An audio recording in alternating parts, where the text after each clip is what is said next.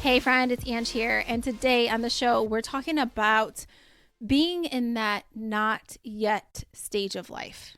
It's where you may be feeling impatient because you want something else to happen. You have an idea of what you want to happen and it hasn't happened yet, and maybe there's even some uncertainty around that, like if it even will happen. So you're just in that not yet in between stage, and it can be very uncomfortable. And the reason why I want to talk about this is because I've noticed that one, I feel like I'm in that stage right now in my life. And I want to talk about my real challenges, struggles with that, and some wisdom that I've gained in this stage that hopefully will be helpful to you if you are also feeling that. And I've also noticed it with a lot of people that I'm working with lately. Like they're in that stage. So I thought, what a good time to talk about all this then. So before I jump into that, I just want to give you a quick update of what's happening over here. So, episode 252, before this episode, a little bit back, there was an episode about whether or not your environment was supporting who you wanted to be. And I just learned that that episode got cut off after 3 minutes. So just know that I went back in and I uploaded the original version of it, like the correct version of it, and it should be about 20 minutes long. So if you missed that episode, you can go back and check it out if you're interested in it. I just want to let you know that I now know of that tech issue. And I also want to encourage you, if there is any other weird tech issues, don't assume that I know about it if it hasn't been fixed or something like that, because I think a lot of people assume that and then I don't end up finding out about it. And I'm just a human over here trying to navigate technology in my life, and it seems like it's a constant challenge for me. Maybe I've been programming that. I don't know, because I say that I'm going to let it go. I'm going to put it out there that things are going to get easier for me when it comes to the technology side. All right. With that said, what else is going on? I got a pumpkin spice latte over here that I just made, and it's late in the afternoon. And I just feel like I need one. I try to drink like all the pumpkin things. Like I'm all about the pumpkin stuff in the fall. So it makes me feel good, and I'm here with that. But it's also later, like I said, because I need the energy. This week has been a week for me, y'all. Like I'm so proud of myself that I made it, that I feel like I made it through. And sometimes it's like that. Like, I want to thrive. I feel like I did thrive through it, but I feel like it was one of those weeks where it's like, if I can just like, get this thing done, like deep breath. And I don't want to constantly live my life like that, but it was just that kind of week for me where I was very limited on time. And I was teaching 4 new classes. So I did 4 new presentations where I had to learn the content well enough to teach it. And then on top of that, I am doing 2 keynote events, and I had to prepare for those, and I'm still preparing for those. And Zion's been not sleeping the best this week, and it's just, I don't sleep the best. It's just like the baby inside me has been like moving around a lot, which gets me excited, but just a lot going on, just trying to be a good mom, a good wife, a good professional, a good human, just a lot happening. And then also in the world right now, there's a lot of like low dark energy stuff going on, and I feel the weight of that too. So that's been a thing that I find myself sometimes getting sucked in, and I really intentionally have to think about, like, how do I keep my energy up through this? How do I trust through this? So that can bring us back to the topic that we are here to talk about, which is trusting. Really, it's trusting and having that greater faith, and really enjoying the season of not yet. Because that's what I want to just clarify. It's a season of not yet. And there's work being done. And you got to remind yourself of that. So, and just off, I got to come back to this. I'm just going to make a little mental note for myself because something else I want to talk about as it relates to that. But let me get into my notes first.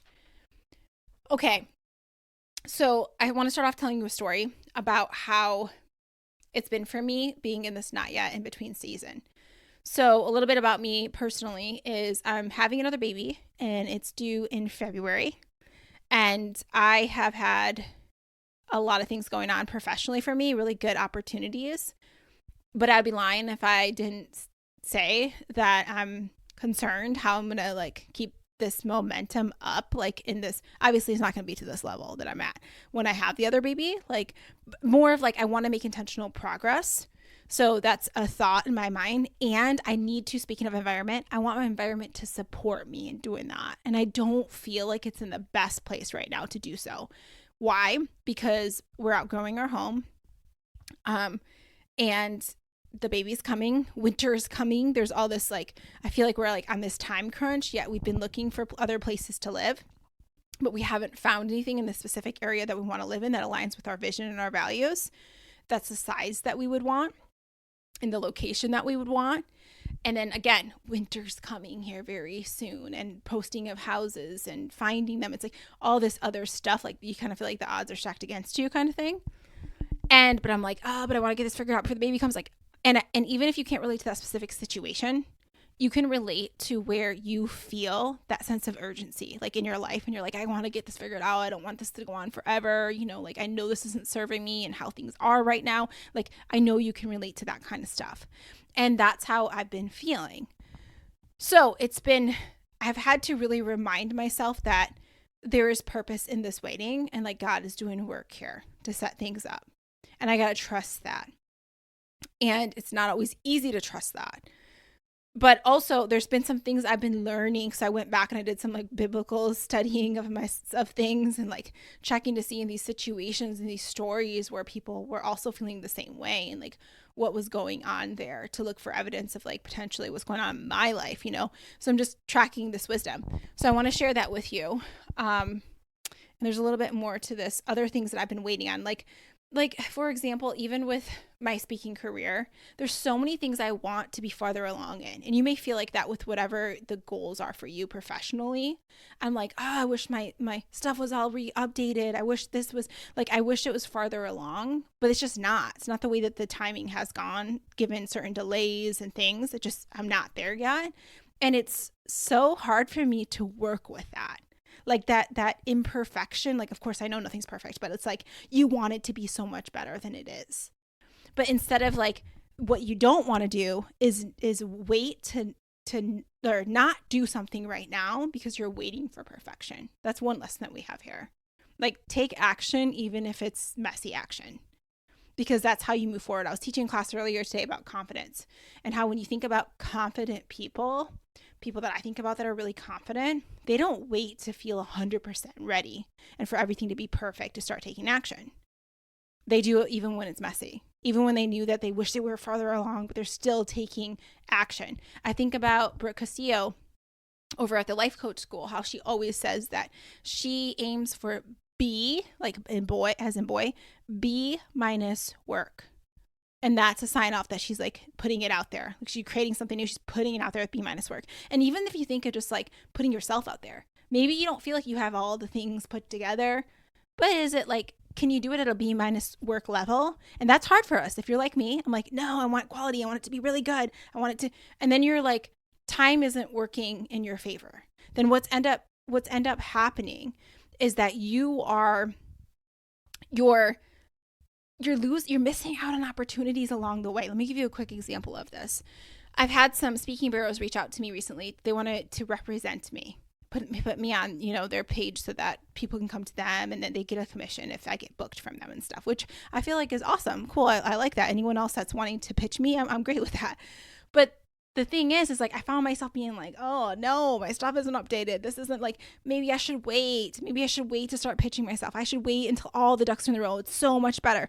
But there's a cost to waiting. You're missing out on opportunities in between. There's a cost to you not putting yourself out there when it's a messier version. There's a cost to that.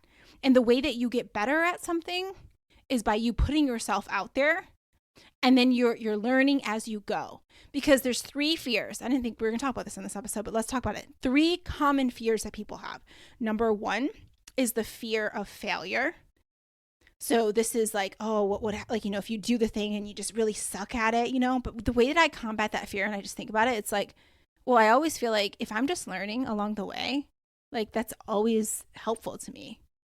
And failure is a part, like, let's just embrace this. This is a part of you putting yourself out there. And is it really failure when you think about it? It's like, let's say you did something, you really, really sucked at it. Then it's wisdom gained and you learned what you can do to make it better. So it's like, are you really failing then? Or maybe it made you think, oh, I don't really like this.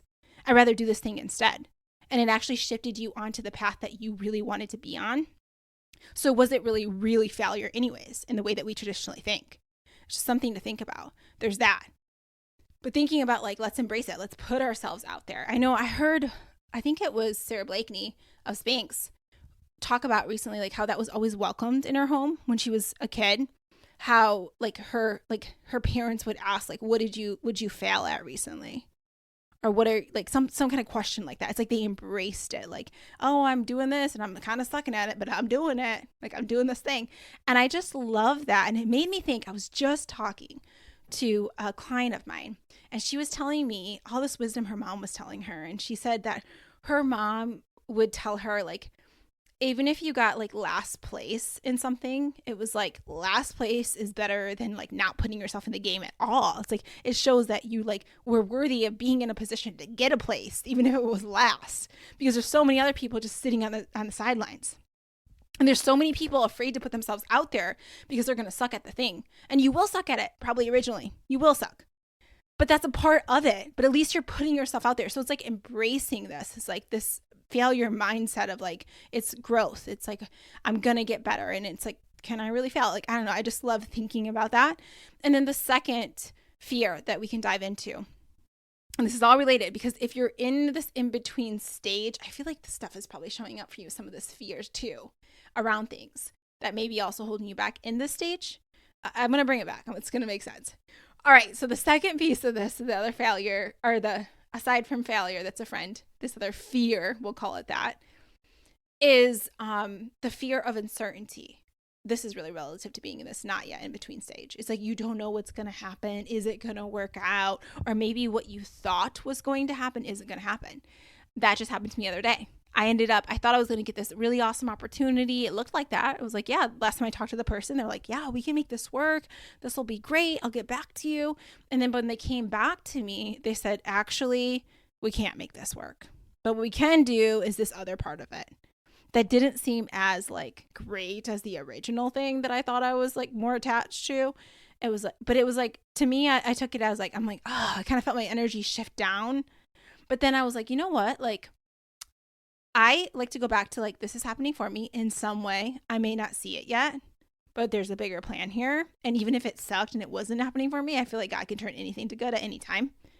And anything can be used for good. So it's like, I got to like coach myself in that, because I found that dip happening and the attachment to what I wanted to happen. Like, so I was like, okay, I noticed that energy. So I had to talk to myself about it, coach myself around it. And then I said to myself, okay, what's an opportunity in this situation? What else might be happening in this situation? Maybe God is making more space for me because he wants me to shift and to do something else. And this thing would have taken a lot more of my time.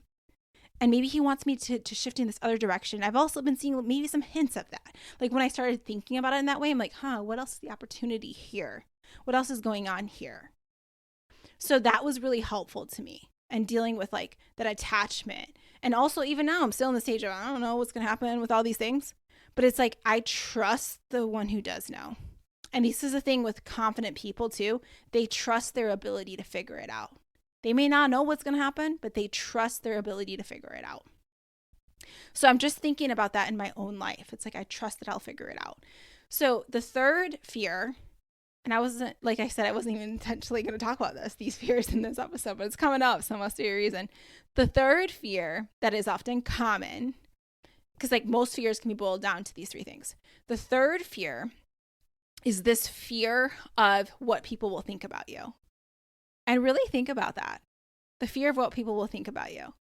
And if you are in this not yet in between stage where you're like, you want something greater in your life, I just wonder if the fear of what someone else is going to think about you is holding you back at all from actually moving forward in the current stage that you're in something.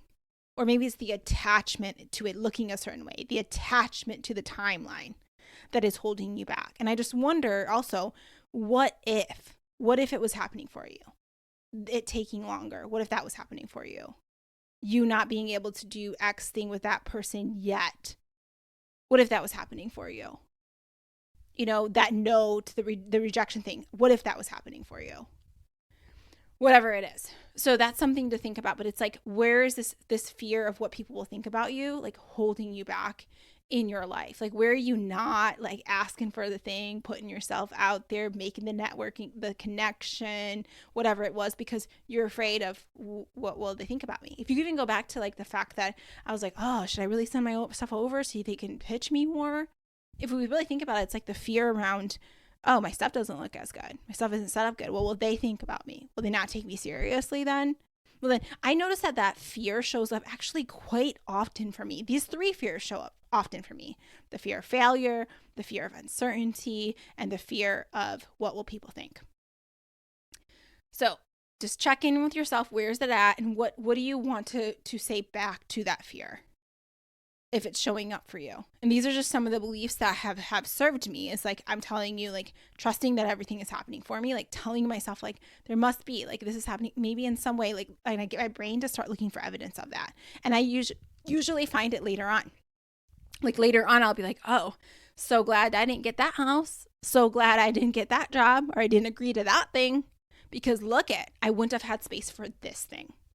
But I didn't know, I couldn't see that coming. I have a lot of stories like that in my life. So I just remind myself of that, the goodness that has happened in the past. And also, like, sometimes I think I want stuff so fast. Like, I want this other house. Like, I'm like, I want to find it right now. I want to get all set up for the baby comes. Like, I want it to happen right now. I feel that. And I feel like if it was just so easy all the time, like just bam, just happened what I wanted, do I get to really glorify God in that? Like, do I get to really show how he showed up in that?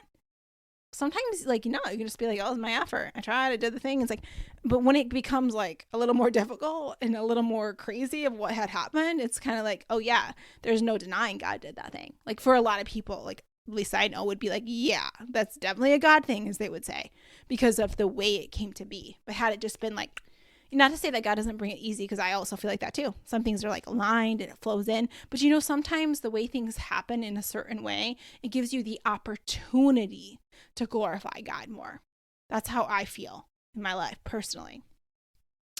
All right. And then trusting the season, like these are other beliefs I wrote down. I wrote down these beliefs that God is not withholding, he's preparing. So if this thing isn't coming to be that you desire just yet, it's because you're getting prepared for it. There's something going on that you need, that needs to be prepared in between to set you up to thrive for what is to come. That's my belief. So that's cool to think about. And then the waiting, it's not wasted. It's not wasted time. It's where your character, your trust, and your alignment are being built. Maybe you're getting called now to focus on the things that you can, and focus on, like, I know where I'm heading. I trust in the timing. And while I'm here in this season, I'm not yet in between, I'm going to do my best to enjoy this piece of it. If I'm still in this role that's not ideal, like I don't really want to be here, can I bring my best effort there? Can I bring the joy there? Can I try to make some other connections while I'm there? Can I use it to best serve me while I am there, even if it's not ideal? There's so much opportunities in that season that you are in right now. The problem is like, so many of us are so focused on what's not there that we miss out on the opportunities that are there and the joyful moments there. Don't miss that, because that's exactly what the enemy, in my opinion, would want you to do. Let me show you some things that might be better, so you miss out the joy that's here right now. Instead of like, trust, like, you're grateful for where you are, be grateful for it, be here for it. There's so much goodness here, and you are excited about where you're going. It's the and piece of it. And I'm excited. I'm grateful and I'm excited. It's not like I'm resenting this and, oh, I just want to be somewhere else. You don't want that energy there. You want the grateful and energy. That's where you want to be. But you got to train yourself, because it's not always easy. I know it's not. Like, that's why every day I write down my freaking gratitude. I do all the things, because I'm just like, but look, Ange, I got to train my brain to see the goodness here when I do want more. And this is for anyone who is really ambitious. You want the thing to be better. You want the thing to be farther along. You want to be farther along. Yet, you're where you are right now for a reason. Because you're getting prepared. There's stuff getting set up. And also because maybe you're supposed to enjoy this season. Keyword, season. That's it. It's just season. All right, so there's one more lesson I want to give before we wrap up today. So there is this whole concept. I had to look this up. I had to chat GPT this. Manna in the wilderness. Have you heard of this? Manna in the wilderness. Just, it sounds nice to me. There is this, just like when, okay, like when God, and this is biblical, when God freed the Israelites from Egypt, they wandered in the wilderness for a long time. You may have heard the story, on their way to the promised land. So they knew where they were going. They had a direction that they were, as far as, there was a lot of uncertainty, let's be real. They started not trusting in the process, but they had a vision. They're like, I want to go to the promised land. And then like stuff was happening between, it took a little bit longer, maybe a lot bit longer than they wanted it to. And they started grumbling. And it didn't take them long to grumble. It was actually very quickly that they started grumbling. And they would say things like this: if only we had died by the Lord's hand in Egypt, there we sat around pots of meat fixated on what, or there we sat around pots of meat. So if only we had just died in Egypt, like at least we would have been fed well, at least we would have sat around the meat. And we do that sometimes. Like if we're like, oh, like you ever do this? Like when you're like, I should have done this instead, then I wouldn't be in this situation. I have a lot of my clients that'll be like, I should have negotiated better before I got in here, this situation. I should have maybe taken that other job or clarified this thing before. I should have. And they start doing a should have done. I should have XYZ. And I always catch myself with that, because that energy is actually a pretty catabolic energy, and I do it too. I catch myself. And even my husband, he'll be like, we should have done this, or we should have told that, we should have. And he starts doing that. And I said, shoulda, coulda, woulda. Like, you know, like we didn't know at the time. We did the best we could given the tools that we had at that time. That's such a good way to think of things. Everyone is doing the best they can, given their tools, given their experiences, given whatever it is you know at that time. So I call it like that. So that serves me to think about it that way. Yes, I could have, but I didn't. And maybe there was purpose in that. I'm not going to go back and try to change the past because I have no control over that. So, but you don't want to beat yourself up. So this is what they were doing. It's like kind of like, now that I'm in this situation that I don't really like, now I'm like, I should have done this, should have done. And it's like, that doesn't even serve you to start doing that. But they were focusing on what they didn't have. And that's why they were doing, I should have done this. It's because it's like, they're focusing on the fact that they don't have that food. And maybe if they did the other thing, if they made the other decision, then that would have given them. And that's, again, another like lie of the enemy. It's like, it's not serving you to even think that way. What do you have right now? That's what you want to give your energy and focus to. What is going well right now? What other opportunities are starting to brew out there that you can see? Don't miss out on that stuff. Like all the little goodness there. I think about like, what do I have right now? Even though I'd rather be in the other house. I'd rather have my speaking stuff farther along. It's like, okay, but what do I have right now? I get to walk around. Like this morning, I was watching my son walk around, and he like walks like a little drunken little man, you know, like it's so cute, like walking around. And he's like, he has the most beautiful eyelashes, like his dad, like long eyelashes. And he just look at his little eyes, his little cheeks, and he smiles at me. He's like, you know, walking around. And I'm just like, I have that right now. I get to hike with you in the morning. I got care for you. I got, you know, all these opportunities that are brewing. I got amazing clients that have become my really good friends. I have like, I go through this whole list. I get my pumpkin spice latte. I got I think like a beautiful house. It's peaceful here. Like a lot of my dreams and goals have already come to be. Yes, there's more that have not come to be. But I have to like make myself like soak it in, sit with it. And that's why every morning I'm doing my morning pages. I'm writing out those things to get my brain. I'm training my brain to be the person that notices the goodness that is here right now. Why? One, it makes me feel my best. And I really think when you generate that kind of energy, like just more, like you attract more goodness into your life. And I also think from a perspective of like, God is a good father. I think about the fact that like, if I'm a father and I see my kid who's grateful, who's like, I love my crayons, you know, like as like a dad, or even if I was a mom, I'm like, I want to get you some more crayons. I'm gonna get you markers too. I'm gonna get you like whatever it is, you know, like you love that teddy bear. Oh, I'm gonna get you this one. Like you just feel like they're grateful and they're loving it, and there's joy in that. Versus if you had, you know, like let's call it a little brat, like you'd still love your kid, I know, but you know what I mean? Like, and then it's like they're ungrateful. I don't like this. Or even like like if you've ever, even as a leader in my life, like where someone has like you're in a leadership role and you work with someone and they're just ungrateful, and you're like, I don't want to do anything extra for this person. It doesn't like, not that like you should be generating that same kind of energy with that, meeting it with that, but it tends to be the tendency. You're like, I don't want to give you more because you're not really grateful. So I think about that as like, I want to show up with a grateful heart, because I think that's also like, I'm grateful for this and I'm excited what's to come. And I also feel like it's like setting the foundation for more to come in. You're just generating that good energy there. just a good energy to be. But you have to train yourself. You got to train yourself to be there. So manna in the wilderness, let's go back to this. What did I mean by that? Manna in the wilderness. So what happened is like, okay, so they're the Israelites, they're freed, they're from Egypt, they're trying to wander trying to get to the promised land, but they're grumbling, they're complaining, oh, I should have done this, we should have just stayed back, and they're ungrateful, they're focusing on what they don't have. And then this is what God was doing. He was giving them manna, which is bread. He was giving it every day. When they woke up, he was giving them these thin flakes, little thin flakes on the ground, just what they needed for the day. And he actually, if they tried to hoard too much of it, then it was spoiled. And I think about it's like that hoarding energy, like it doesn't serve you, it actually ruins things. That scarcity mindset, the grab and growl, So instead it was like waking up and seeing that your needs are met for that day.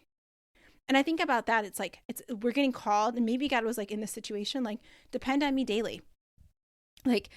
Don't it's so easy to get wrapped up in like, oh, the uncertainty of what could happen in the future. Are all your needs met today? And if they are, gratitude, yeah, this is awesome. And you're excited about what's to come. So again, I'm grateful for where I am, and I'm excited about what's to come. And I trust that if I look back in the past, there's so many things that have worked out for me when I didn't expect it. So many opportunities that came my way that were just huge blessings. And even right now, in my current moment, so much of that. But you got to get your brain to focus on it, because I know it's so hard when you're like wanting more and you're like trying to trust and surrender and not be attached and all the things. Like, it's the work. It's the real work. Like, I got to do it all the time, training my brain around it. But this is some of the stuff that I'm doing, what I'm telling myself in this process, what I choose to make something mean. When I got that basic rejection, essentially what it was like, oh, sorry, Ange, we can't do this. We thought we could, we can't. And it's like, I felt like, like my heart like sunk. And then I had to decide, what does that mean? Like, what do I want to make it mean? Because I can just decide. Do I want to make it mean that, hey, God's working for me in this? Do I want to make it mean that this is happening possibly for me? I'm curious to see where this is going to go, what other thing is going to open up. One door closes, another one opens. Or maybe it's supposed to look a different way and it's going to feel better. I'm just curious to see what's going to happen. I had to get myself to do the work to shift and be like, I get to decide what this means in my life. And even in this moment of waiting, you get to decide what it means. Does it mean that you're being prepared for the next best thing to come? What does it mean? Or does it mean that you've been dealt a bad hand and things aren't working out for you? Like, you get to decide what it means. And then I promise you, when you start deciding that it means something greater, you will see evidence of that, because that's how the brain works, and your energy will shift around it. And when your energy shifts, everything else shifts. So that was my whole point of this episode. So I hope it got you thinking about how you're showing up in this not yet in between season. Also got you thinking about those fears, how they may be showing up in different areas of your life, and what you're choosing to make those mean. If you're choosing to let those drive the car versus be in the side playing with the radio. It's like, you can show up that fear of failure, the fear of uncertainty, that fear of what people think. You can show up, but you're not going to be the reason I make the choices that I make in my life. No, because I'm going to make my choices from a place of faith, of love, of trusting, of abundance, of believing that things are working out for me. Because that's the kind of person you are. Like, at your highest self, like, that is who you are. But sometimes we get reactive, and we start falling to the energy around us. And really our goal is to be the influencer of it. And that takes intentionality. It takes priming and training your brain to be that person. You just don't wake up and just be that person. You got to be intentional about being that person. Same thing with being healthy. You got to be intentional about being healthy. Whatever it is you desire, you got to be intentional about it. And it starts with your mind, and it starts with your energy. And the mind piece is like your beliefs. What are you choosing to believe? What are you choosing to make it mean? Always an opportunity in every situation. And again, season, just a season. What are you being called to do in this season? All right, friend, I hope you enjoyed. I will talk to you soon. Have an awesome week. Bye.